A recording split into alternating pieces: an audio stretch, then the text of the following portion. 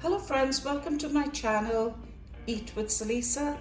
Today I'll be showing you the secrets of my delicious biryani. Everybody will want you to make this biryani often. My family loves it. So we're going to be making chicken biryani. I have 10 chicken thighs. I've cut it in half so that it cooks quickly, and here is the fleshy part of the half. We will need 3 bay leaves, 4 cardamoms, 1-inch ginger, a whole pod of garlic because that's a lot of chicken. I like to use a little bit of Kashmiri red chili that's not spicy, just gives more color. I will puree half of this huge tomato, a little bit of yogurt, and 2 large onions that I've cut up, and I'm going to cook these first. It looks like a lot of onions, but it will shrink. Now, you may ask, what about the other spices?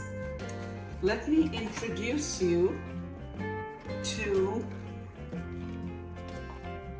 Shan Biryani. I'm not promoting this product, but this is what works well for me and my family loves it. My kitchen smells better than the restaurant, if I may say so. And my secret trick is to use 2 different types of Shan Biryani. This is chicken biryani, but I like to use a little bit of Sindhi biryani as well. As you see, I have already opened up this packet, and I still got some here to use.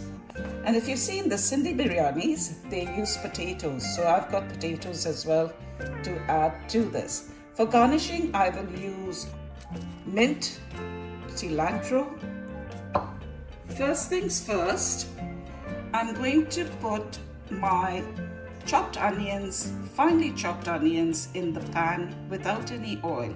And just a little tip, if you don't want to cry when you're cutting your onions, keep them in the fridge for about 2 hours or soak them in icy cold water. You won't cry, or you won't cry as much. In my pan, without any oil, I'm going to put all my onions. And by the way, I loosen them with my fingers so they separate. The reason why I'm doing this without oil, because the onions will wilt, and once the water somewhat dries up, it'll cook really fast. Again, this looks a lot of onions, but they shrink, and this is the best part of your biryani. Now, if you don't want to do this step, you may buy ready-made fried onions from the Indian grocery store. I've used that as well, it works. But to show you the real deal, mostly I like to use fresh onions. So once this softens a bit, I'm going to use oil to fry my onions, and they have to be a golden brown. So this part, you have to be really patient. And once this is done, everything goes really smoothly. My onions have been cooking on a high heat without any oil, and I've been stirring frequently, and you can see the color has changed to opaque. So I'm going to add some oil now. And it looks like a lot of oil, but we need this for the biryani. Now I will lower my heat to medium, and I'll keep stirring. My onions have reduced a lot, and when you see this color, and even though some of it is white, this is the time you need to put your stove off and remove it on a paper towel.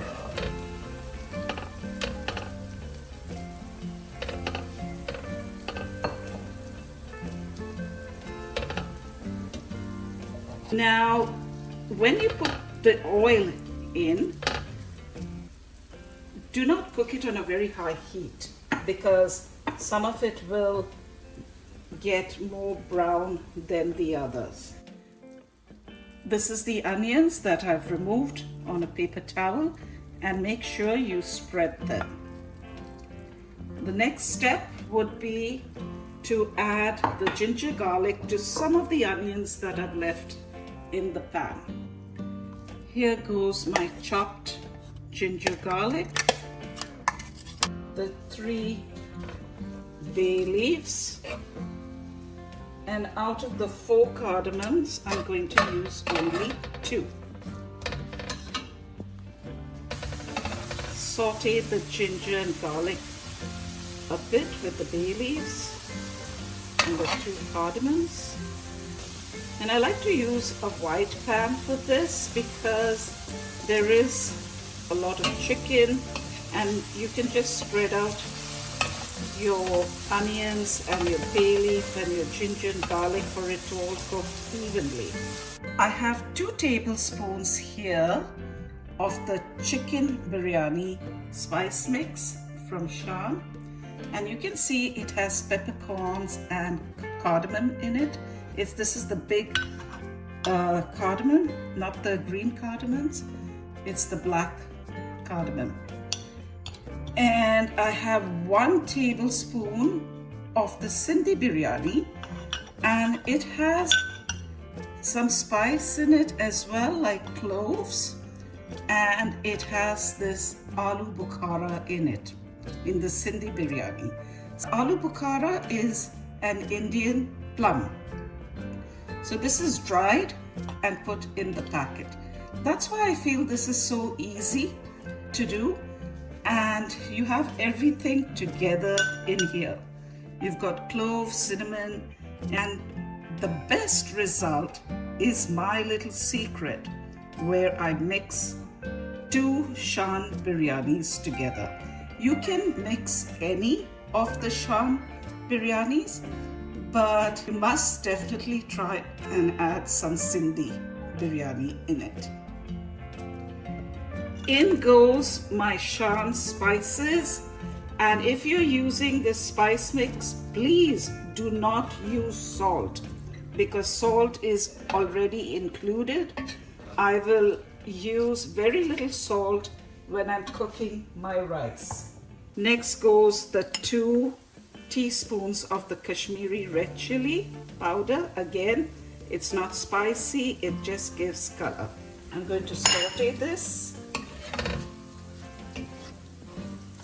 My stove is on very low stove at this moment.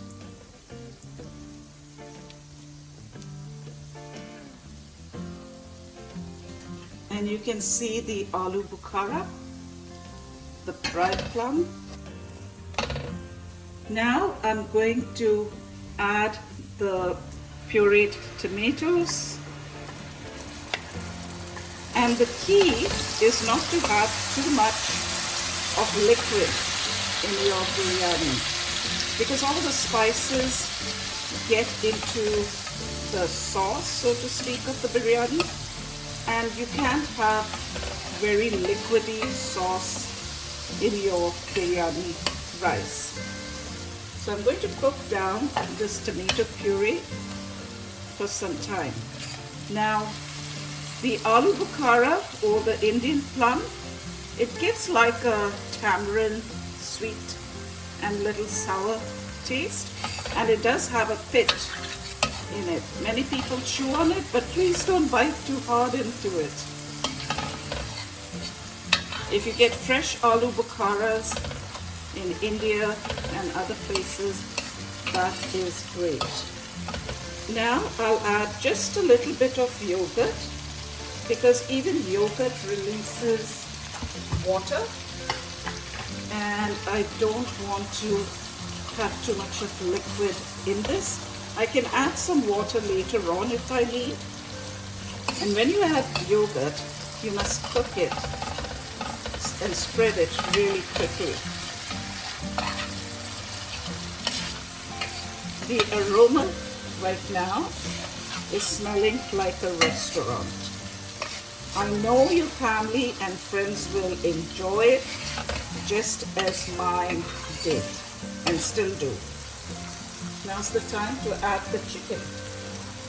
And first I'm going to put in the bony part of the chicken because the flesh cooks really quickly.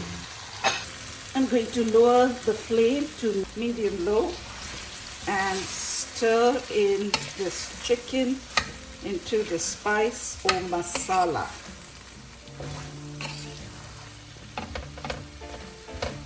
And a big white pan really helps, so you're not crowding everything and you're giving each piece a chance to get that spice on it. Bony part of the thigh has sauteed a bit. I'm going to add the chicken flesh pieces. So this way everything cooks evenly. Now if you feel it is burning, add a little bit of water. I will add a little bit of water because I'm going to cook my potatoes in here. Now many people I know, they will boil their potatoes separately and put food coloring in it. For me, it's so easy to save another pan to clean, and also the potatoes get the spice taste from this dish. So I just cook it together. I'm just going to cover it with the lid and let it cook for about 5 to 10 minutes. As you can see, the gravy is cooking well with the chicken. Now I'll add some water just so that the chicken cooks through, and I will also be adding potatoes. So not too much of water, maybe half cup. Again, I'm trying to keep the liquid low. So if I need more liquid, I will add more water. But you can add a little at a time, but if you add too much, you cannot remove it, right? So I might add a little bit more water.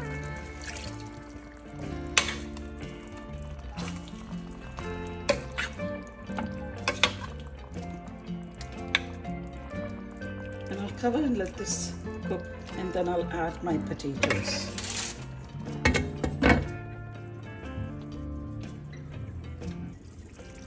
The chicken has been cooking for 15 minutes, and I've got 4 potatoes that I've cut up in quarters, and I'm going to add it to the chicken, so when it cooks it'll get that lovely biryani spice flavor in it. I will let this cook for another 15 minutes and then we'll do the rice. See you soon. The potatoes are ready. I've pierced it and you can see it's done. And I just want to show you how much gravy is inside. It's not much liquid. This is the masala or the spice. Now, once I put the potatoes in, someone from the family said, "What? Just 4 potatoes?" And so I added another potato to make everyone happy at home. And yes, the potatoes, as you can see, are delicious with the biryani. Now that this is done, we'll get to the business of cooking the rice.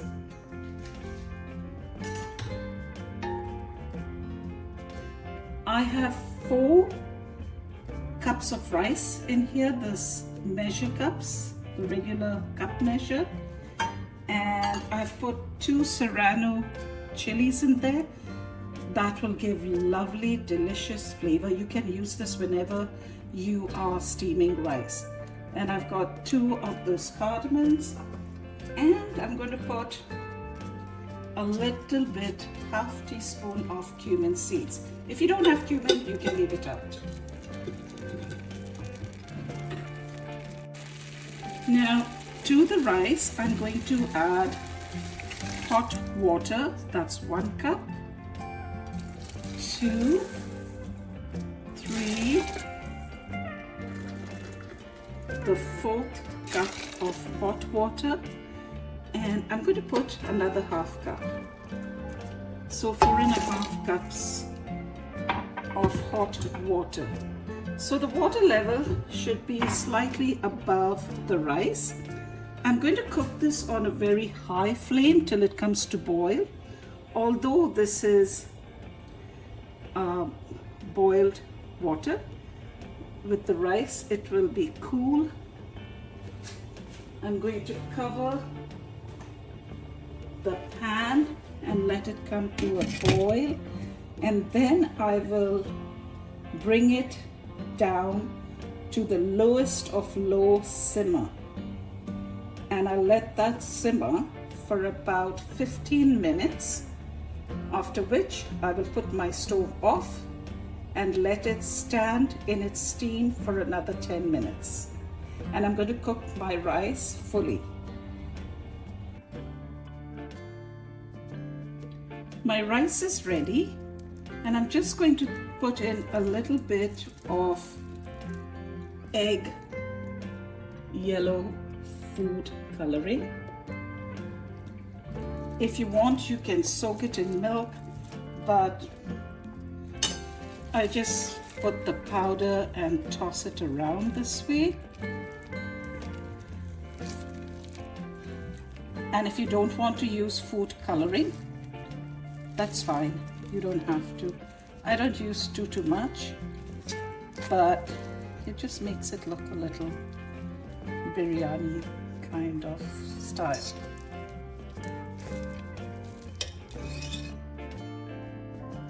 I have 1 bed of rice with the color, and I'm going to put my chicken with the sauce,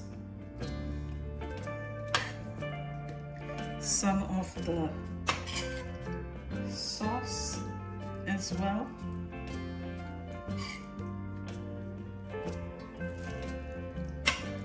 some potatoes,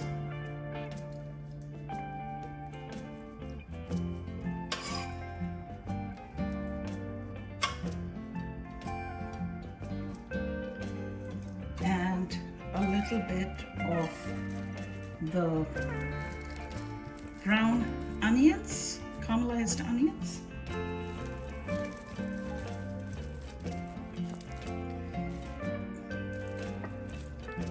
A little bit of mint leaves, a little bit of chopped coriander, and I'm going to put another layer of rice and come back to you. I've covered the chicken with another layer of rice, and I'm going to generously put in, oops, sorry, that's home cooking, some more chicken, and of course the sauce or the gravy.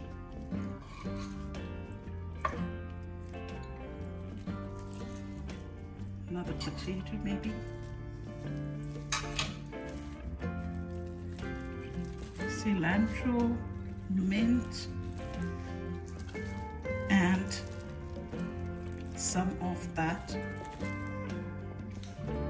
caramelized onions. Tell me if this is not delicious. I've still got a lot of chicken left in my pan, and I still have rice, and I may just put the rice in here in my pan for home style cooking. there you have it, friends. This is the home style in my pan that I cooked the chicken in. I just mixed the rice up, and here I layered the rice for you if you want to do it that way. So please like, share and subscribe. And if you make this recipe, you are going to be the hero in your family. Thank you for watching.